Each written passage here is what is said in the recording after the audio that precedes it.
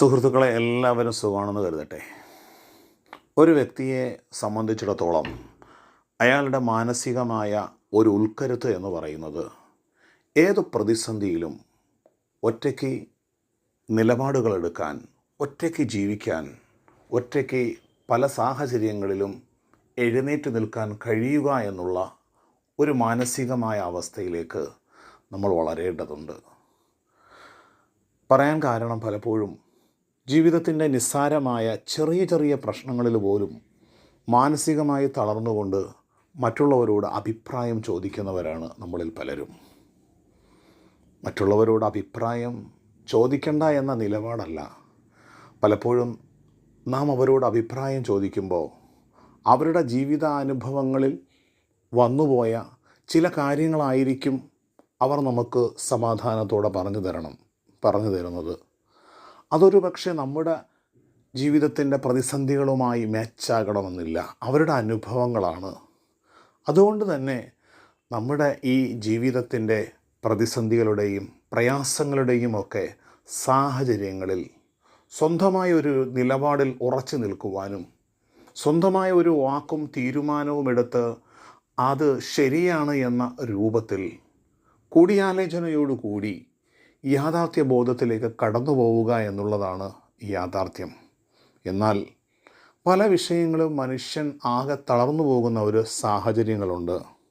വിവാഹ ജീവിതത്തിൽ ഒരുപാട് സ്വപ്നങ്ങളുമായി പലപ്പോഴും കടന്നു പോകുമ്പോൾ സ്വന്തം ഇണയിൽ നിന്നുണ്ടാകുന്ന വൈകാരികമായ വ്രണങ്ങളും വ്രണപ്പെടുത്തലുകളും മനസ്സിൻ്റെ മുറിവേൽക്കലുമൊക്കെ വല്ലാത്ത പ്രതിസന്ധികളിലേക്ക് പോകുമ്പോൾ എൻ്റെ ജീവിതം ഇനി എങ്ങോട്ടാണ് എന്ന് ചിന്തിക്കുന്നവർ, മക്കളെക്കുറിച്ച്, അവരുടെ ഭാവിയെക്കുറിച്ച് വല്ലാത്ത പ്രതീക്ഷയിൽ മകളെ വിവാഹം ചെയ്ത് വിട്ടയച്ചു. 1 വർഷം കഴിയുന്നതിന് മുൻപ് തന്നെ പെട്ടെന്ന് ഡൈവോഴ്സായി മടങ്ങി വരുമ്പോഴുള്ള മാനസിക സംഘർഷങ്ങളിൽ ഞാൻ എന്ത് ചെയ്യണം എന്നതിനെക്കുറിച്ച് ഒരു ആധികാരികമായ, ഒരു വ്യക്തമായ ഒരു നിലപാടില്ലാതെ വല്ലാത്ത സംശയങ്ങളിലും വല്ലാത്ത വ്യാകുലതകളിലുമൊക്കെ പെട്ടുപോകുമ്പോൾ മറ്റുള്ളവരോട് അഭിപ്രായം തേടേണ്ട എന്നല്ല, ആ ഉചിതമായ സമയത്ത് ഉചിതമായ നിലപാടെടുത്ത് സന്ദർഭങ്ങളിൽ ചേർത്തു കൊണ്ടുപോകാൻ നമുക്ക് വല്ലാത്ത സംസാരശേഷിയും കഴിവും ചിന്താശേഷിയും ഉണ്ടാവുക എന്നുള്ളതാണ്. പലപ്പോഴും വല്ലാത്ത പ്രതീക്ഷയായിരുന്നു നമ്മുടെ സുഹൃത്തുക്കളും കുടുംബാംഗങ്ങളുമൊക്കെ സമ്പത്ത് നഷ്ടപ്പെട്ട് രോഗങ്ങൾ വന്ന് വീടിൻ്റെ 4 ചുവരുകൾക്കുള്ളിൽ അകപ്പെട്ടു പോകുമ്പോഴാണ് നമ്മൾ തിരിച്ചറിയുന്നത്, ആരൊക്കെയോ എന്നെ സഹായിക്കാനുണ്ട്, ആരൊക്കെയോ ഉണ്ട് എന്ന പ്രതീക്ഷയിൽ അന്ധമായി ജീവിച്ചിരുന്ന നമുക്ക് മനസ്സിലാകുന്നത്, എനിക്കാരുമില്ല, ഞാൻ ഒറ്റപ്പെട്ടു പോയി. സമ്പത്തുള്ളപ്പോൾ, പണമുള്ളപ്പോൾ, പ്രതാപമുള്ളപ്പോൾ ആരൊക്കെയോ എൻ്റെ കൂടെയുണ്ട് എന്ന ഒരു മിഥ്യാധാരണയായിരുന്നു. സത്യത്തിൽ ആരും എൻ്റെ കൂടെയില്ല എന്നൊരു ജീവിതാനുഭവം മുൻപിലുണ്ടാകാം എന്നതിനെക്കുറിച്ചുള്ളൊരു ചിന്ത ഏത് സാഹചര്യത്തിലും ഒരു വ്യക്തിയിൽ ഉണ്ടാകണമെന്നുള്ളതാണ്. പ്രതിസന്ധികളിൽ തളരാതെ, തകർന്നു പോകാതെ ഒറ്റയ്ക്ക് ജീവിക്കുവാനും, തളർന്നുപോയ സ്ഥലത്ത് നിന്ന് കൈതാങ്ങി എഴുന്നേറ്റ് പ്രതിസന്ധികളെ അതിജീവിച്ചുകൊണ്ട്, പ്രശ്നങ്ങളെ തരണം ചെയ്തുകൊണ്ട് മുൻപോട്ട് പോകണമെങ്കിൽ ഒറ്റയ്ക്ക് നിലപാടുകളെടുക്കാൻ, ഒറ്റയ്ക്ക് അഭിപ്രായം പറയാൻ, കുടുംബത്തിൻ്റെ പല സാഹചര്യങ്ങളിലും തൻ്റെ ഇടത്തോടുകൂടി വ്യക്തമായ ആലോചനാശേഷിയോടുകൂടിയുള്ള തീരുമാനമെടുക്കാൻ നാം പരിശീലിക്കേണ്ടതുണ്ട്.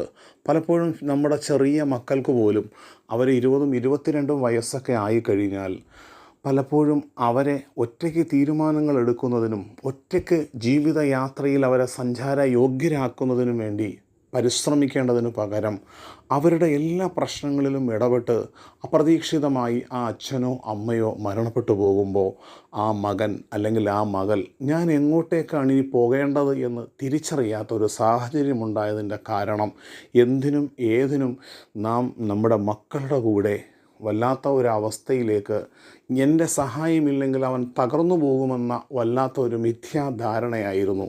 അവിടെയും നാം അവരെ ഒറ്റയ്ക്ക് ജീവിക്കാൻ പരിശീലിപ്പിക്കുക എന്നുള്ളതാണ്. ഏതേത് സാഹചര്യങ്ങളിലും പ്രതിസന്ധികളിലും തളർന്നു പോകാതെ ഒറ്റയ്ക്ക് പല തീരുമാനങ്ങളെടുക്കാനും അതിനെക്കുറിച്ച് മനസ്സിലാക്കാനും നമുക്ക് കഴിയട്ടെ എന്ന് ആശംസിച്ചുകൊണ്ട് നിർത്തുന്നു. നന്ദി, നമസ്കാരം.